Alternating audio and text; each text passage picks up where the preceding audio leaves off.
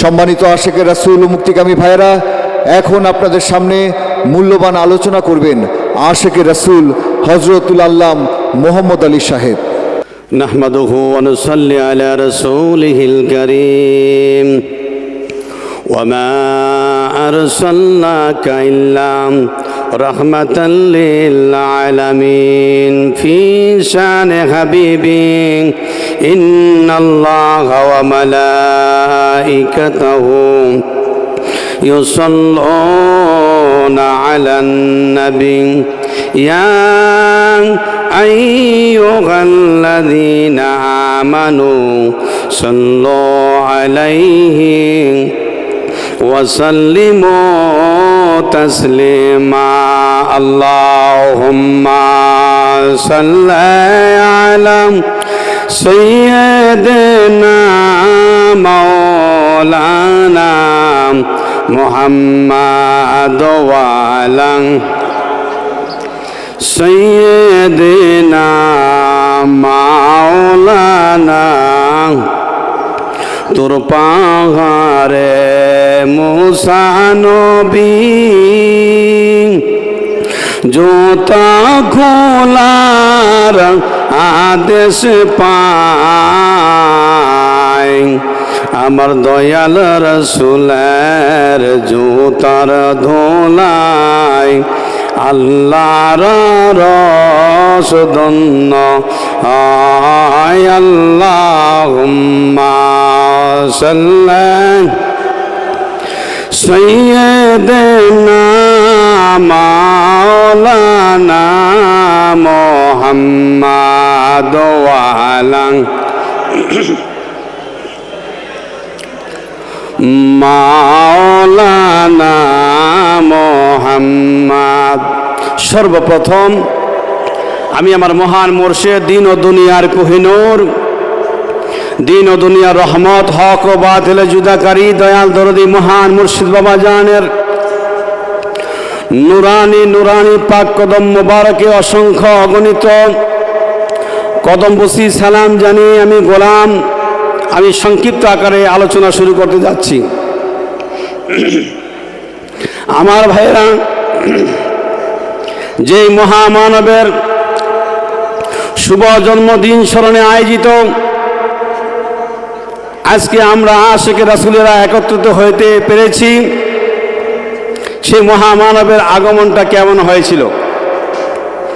সেই মহামানবের আগমন সম্পর্কে মা জুবেদা খাতুন নিজেই প্রমাণ করেন, নিজেই বর্ণনা করেন। আমি একদিন হঠাৎ করে ঘুমিয়েছিলাম।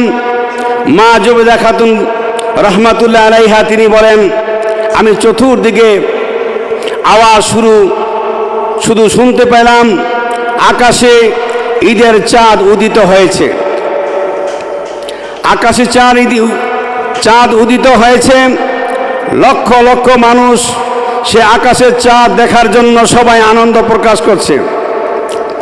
মা জুবেদা খাতুন বলেন, আমি যখন এই চাঁদের আনন্দ চতুর্দিকে শুনতে পেলাম, মা জুবেদা বলেন, আমি ঘর থেকে বের হয়ে আসলাম। আসার পরে আকাশে তাকিয়ে দেখি ঈদের চাঁদ উদিত হয়েছে। মা জুবেদা বলেন, হঠাৎ করে দেখি ওই চাঁদটা আমার কোলে এসে অবস্থান করলো। বলেন সুবহানাল্লাহ। আমার ভাইরা, মা জুবেদা বলেন, আমার বুঝতে বাকি নাই, আমার আল্লাহ তাআলা দয়া করে মেহেরবানি করেন আমাকে একটি নেক সৌভাগ্যবান সন্তান দান করবেন। তিনি হলেন আমাদের দয়াল দরদি মহান মুর্শিদ বাবাজান। বলেন সুবহানাল্লাহ। আমার ভাইরা, এই মহামানব এভাবে তার শুভ আগমন হয়েছিল। এই মহামানব যখন ছোটকালে মক্তবে যখন পড়তে গিয়েছিলেন, তখন শিক্ষকরা পড়ানো হয়েছিল যে কোরআনের প্রতি হরফ যদি কেউ উচ্চারণ করে তাহলে 10টা নেক পাওয়া যায়। বাবাজান বলেছেন এটা সঠিক নয়। তখন শিক্ষকরা আশ্চর্য হয়ে গেছে যে কি বলে মাহবুব মিয়া, যে প্রতি হরফ শুনলে নাকি 10টা নেক পাওয়া যায়। জীবনভর আমরা শুনে এসেছি। প্রশ্ন করা হলো, মহান মুর্শিদকে প্রশ্ন করা হলো যে কোরআনে এমন কোন হরফ রয়েছে, এমন কোন যেখানে উচ্চারণ করলে নেক পাওয়া যায় না। তখন আমার আপনার মহান মুর্শিদ বলেছিল, পবিত্র কোরআনে শয়তানের নাম এসেছে, পবিত্র কোরআনে আবু জাহেল, আবু লাহাব, ফেরাউনের নাম এসেছে, শয়তানের নাম উচ্চারণ করলে সওয়াব পাওয়া যায় না। আমার ভাইরা, সঙ্গে সঙ্গে শিক্ষকরা আশ্চর্য হয়েছে। তারা বলেছে, আমরা তো জীবনভর শুনেছি প্রতি হরফ উচ্চারণ করলে 10টা নেক পাওয়া যায়। তারা গবেষণা করে দেখলো যে আসলে শয়তানের নাম নিলে তো কোনোদিন 10টা নেক পাওয়া সম্ভব নয়। যদি শয়তানের নাম নিলে 10টা নেক পাওয়া যেত, তাহলে মানুষ তবজির মধ্যে শয়তানের নাম মানুষ উচ্চারণ করত। তারা আশ্চর্য হয়েছে। আমার ভাইরা, আল্লাহর মহান বন্ধু যখন মক্তবে পড়াশোনা করেন, তখন বলা হয়েছিল যে তোমরাও ভালোভাবে আরবি শিখো, আর আরবি শিখতে পারলে তোমরা নায়েবে রাসূল হতে পারবে। মহান মুর্শিদ বলেছিলেন যে আরবি ভাষা জানলেই নায়েবে রাসূল হওয়া যায় না। তখন তারা বলেছিল যে তাহলে কিভাবে নায়েবে রাসূল হওয়া যায়। আমার আপনার মহান মুর্শিদ বলেছিল, নায়েবে রাসূল হতে হলে রাসূলের পাকের চরিত্রে চরিত্রবান হতে হবে। রাসূলের পাকের যিনি চরিত্রে চরিত্রবান, তিনি হলেন নায়েবে রাসূল। শিক্ষকরা আশ্চর্য হয়ে মুচকি হাসি দিয়ে বাবাজানের কথাকে তারা মেনে নিয়েছেন। আসলে আরবি ভাষা যদি জানলে নায়েবে রাসূল হওয়া যেত। বাবাজান বলেছেন, আবু লাহাব সবচেয়ে বড় নায়েবে রাসূল তিনি হয়ে যেতেন। কারণ হলো, আর আবু লাহাবের আরবি ভাষাই ছিল তার মুখের ভাষা। কারণ আরবি ভাষা জানলে কোনোদিন নায়েবে রাসূল হওয়া যায় না।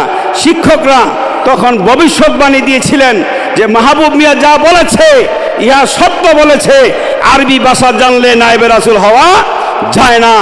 আমার ভাইয়েরা, শুধু তাই নয়, আমার আপনার মহান মুর্শিদ বাবাজান তিনি ছোটকালেই যখন মক্তবে পড়াশোনা করতেন, তখন তিনি যে সমস্ত শিক্ষকবৃন্দ যারা রয়েছিল তারা ভবিষ্যৎবাণী দিয়েছেন তিনি একদিন আল্লাহর ওলিতে পরিণত হবেন।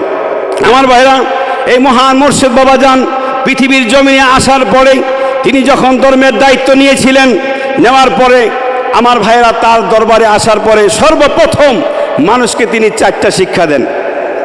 1 নম্বর শিক্ষা হলো আত্মশুদ্ধি, দিল জিন্দা, নামাজে হুজুরি, আশেকে রাসূল হওয়া। আত্মশুদ্ধির মাধ্যমে বাবাজান বলেন ব্যক্তি শুদ্ধ হয়, আর ব্যক্তি শুদ্ধর মাধ্যমে সমাজ শুদ্ধ হয়। সমাজ এভাবে পরিবর্তন করা কোনোভাবেই সম্ভব নয়। আমার ভাইরা, যে আত্মার উপরে পবিত্র কোরআনে 132টি আয়াত নাজিল হয়েছে। আমার আল্লাহ নিজে বলেন, আল্লাহ পাক বলেন, যে ব্যক্তি তার আত্মাকে পবিত্র করতে পেরেছে সে তার সমস্ত দেহটাকে পবিত্র করতে পেরেছে। আর যে ব্যক্তি তার আত্মাকে অপবিত্র করেছে সে ব্যক্তি তার সমস্ত দেহটাকে অপবিত্র করেছে। কারণ একটা মানুষের আত্মা যদি পরিবর্তন না আসে, তাকে 100 মণ আতর দিয়ে গোসল করালেও সে কোনোদিন পরিবর্তন হবে না, পবিত্র হবে না। আল্লাহর মহান বন্ধু সে আত্মশুদ্ধি শিক্ষা তিনি অর্জন করেছেন, এবং আমাদেরকে সে আত্মশুদ্ধির শিক্ষা তিনি দিয়েছেন। আল্লাহর মহান বন্ধু বলেন আত্মশুদ্ধি, এরপরে হলো দিল জিন্দা। দিল জিন্দা করতে হলে কালবে আল্লাহ আল্লাহ নামের জিকিরের প্রয়োজন রয়েছে। মহান রব্বুল আলামিন পবিত্র কোরআনের সূরা জুমার 22 নম্বর আয়াতে আল্লাহ বলেন, যার কালবে আমার আল্লাহ আল্লাহ নামের জিকির জারি নাই, ওই লোকটা ধ্বংস হয়েছে। আল্লাহর মহান বন্ধু আশেকে রাসূলদেরকে সে কালবে শিক্ষা দেন, একজন মানুষের দিলে কিভাবে কালবে আল্লাহ আল্লাহ জিকির জারি হবে।